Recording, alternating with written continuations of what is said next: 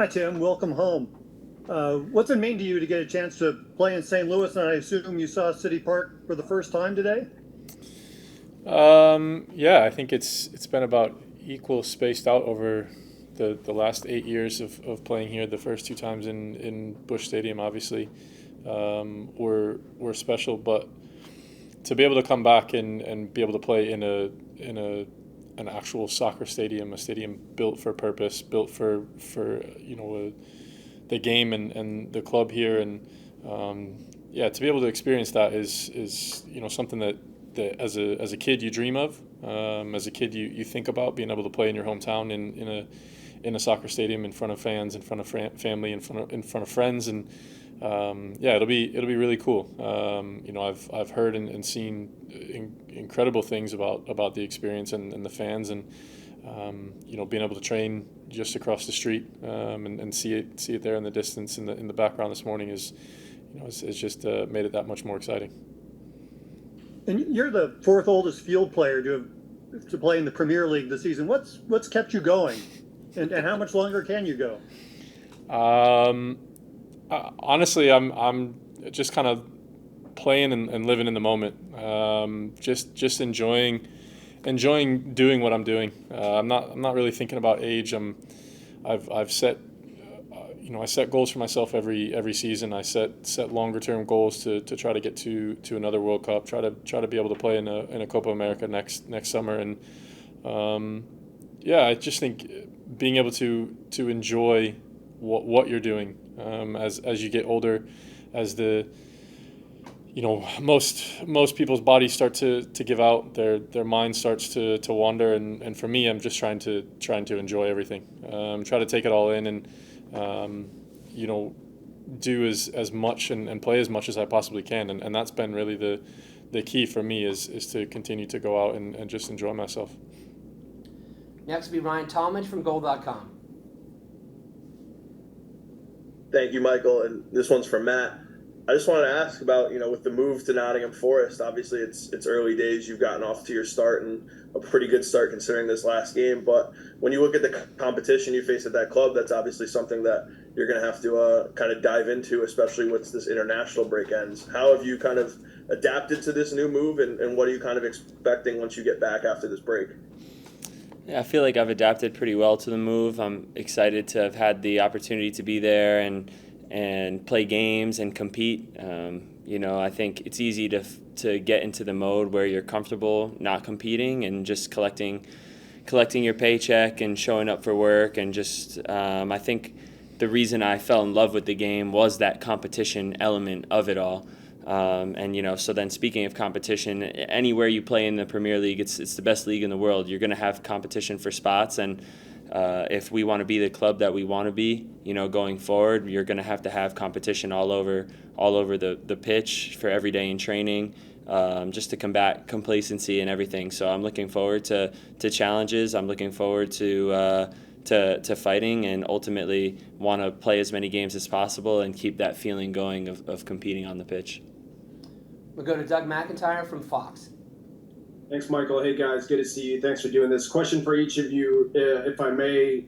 Tim, why do you think so many good players have come out of the St. Louis area over the years? And Matt, I know it's a little awkward with him sitting next to you, but how important is Tim to this team on and off the field? Thanks, guys. Appreciate it.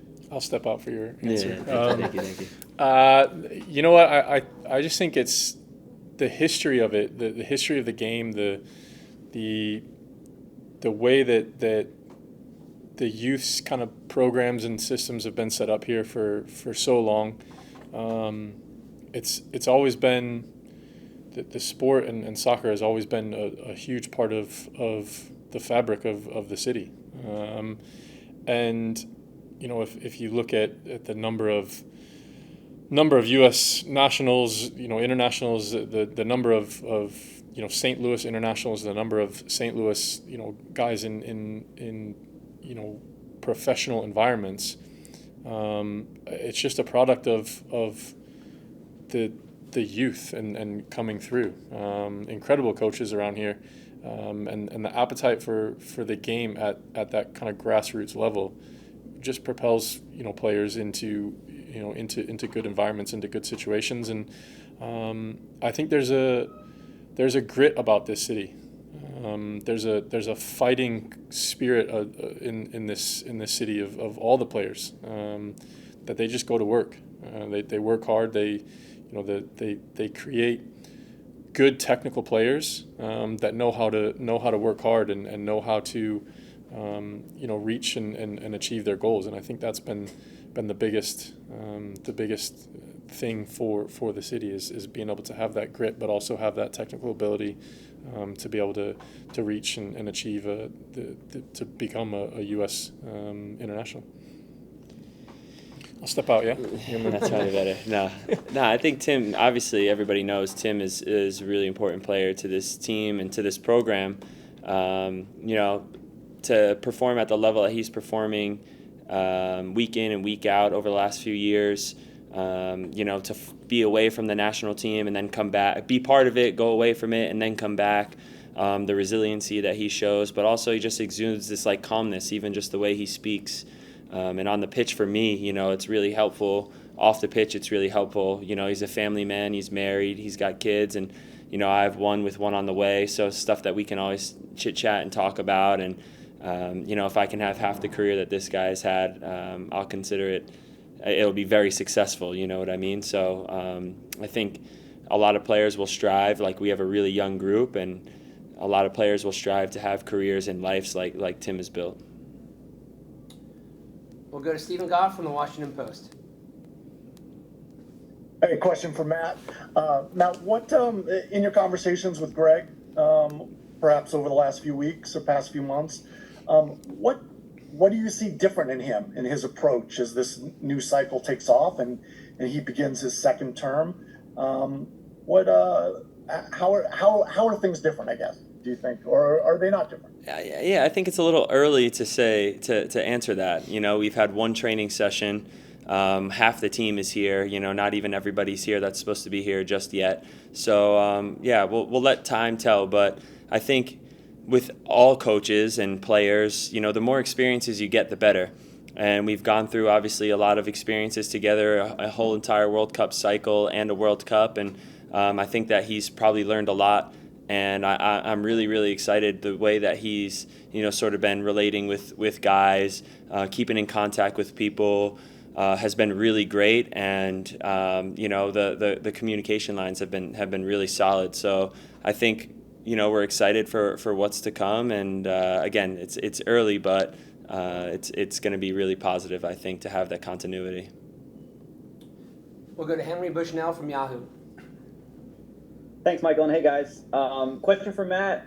Just wondering what have the past few weeks been like for you on a personal level? Like earlier, you mentioned being a family man and having a young kid, another one on the way. Like, was there any hesitation, like making a move a year after you had made a big transfer move? Obviously, it's a bit less time this time, but going to Forest, was there any hesitation? I think you always have to think about your family when you have a family. You have to think about those things. I had long conversations with my wife, and when we first got together, before she was my wife, when we were just dating, we talked about how this was my dream and things. Are you good with the potential of having a little bit of uncertainty here and there? And if so, yes, great, let's do this. If not, let's just cut it now. So she talked herself into a corner, I guess. I'm not sure she knew exactly what she was getting herself into, but we're here. And so I think it was hard, especially because my daughter's due in a week. So it was definitely pretty challenging timing-wise. But she knew, once that Forest came knocking, that it was something that was really important to me to make happen, to give myself the best opportunity to prove myself in the Premier League. And I've always said that for me, in this game, it's not about money. It's not about chasing that. It's about trying to prove myself at the highest level that I possibly can. And the experiences of even playing just 4 games in the Premier League has been honestly just life-changing, and now I feel like I'm starting to be able to find my footing and prove myself more and more, and that's what I want to achieve in my career. Next is Ron Blum from the Associated Press. Hi, Matt. During the year at Arsenal, you talked about how much you learned just from the training. At what point in your mind did you conclude that just the Europa and FA Cup games weren't enough career development and it was time to move on? I think towards the end of the season when I felt like there was games that I could have been playing that I wasn't even getting really a sniff of them. I was training really well. I felt like everything in my power to, get myself minutes on the team, and that just wasn't happening for me. And I knew that if I waited another year, it probably would have been more challenging for me to make a lateral move within the Premier League. So I knew that time was of the essence at that point. If I went another season without playing, I would have probably had to take a step back. And once you're in it, once you're out of it, it's hard to get back into it, especially when you're not English. So I'd say that probably towards the end of the season. And credit to Aaron really, because he brought it every single day. And when he had opportunities, when doors were cracked open, he always slammed it back shut, and I think he's a really talented goalkeeper, and I think we always pushed each other to get better. Next is Greg Palermo. Matt, I'm wondering if you've been bragging on your batting practice performance at Busch Stadium from back in June to Tim. Tim, I know obviously there's business on the pitch, but are there things you're looking forward to trying to see, people you're trying to see while you're here this week, and balancing that with your responsibilities? I'll tell you what, I was very jealous when I saw him. He messaged me. I was very jealous when I saw him hitting batting practice. I'll give him that. Not that I could have done anything with a broken arm, but no, you know what? I spent some time here over the summer break in the off season, and saw everyone that I needed to see, and so for me coming here, of course, so family will be at the game, friends will be at the game, but when I come into these camps, and even at club level, you come into work, you come into to do your job, to be a part of a group, to be a part of the national team, do your duties and the things that are requested, and try to train and help the younger guys along and integrate new faces. So there won't be a whole lot of catching up and popping around the city to see different things. I mean, I lived here for 21 years of my life. I know what the city has to offer, and everything in between. So it'll be mostly focused on the job for Saturday, and then the game for Tuesday. But I'm sure I'll see some faces here and there that stop by and pop into training and to the hotel. And were you bragging on your performance? Yeah, I definitely bragged on my performance to Tim, yeah, no doubt. It's impressive. Well, thanks to Matt and Tim for joining us today. We will see you again on Wednesday. Have a good afternoon.